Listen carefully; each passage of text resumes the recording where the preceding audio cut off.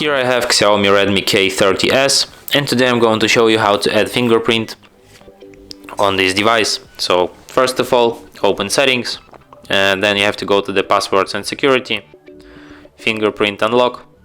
Next you have to select your backup lock screen method. It could be pattern, password or pin. Select pin. Then you have to get to know with all this information. You have only 5 seconds, then you'd have to tap got it. Here you have to enter your pin. Confirm it,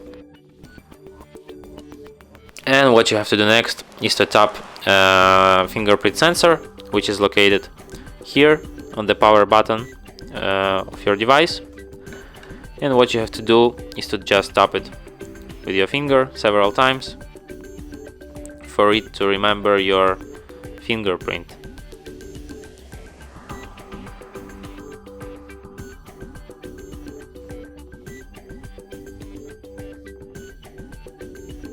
Next you have to move your finger slightly and do the same thing once again, and fingerprint aided.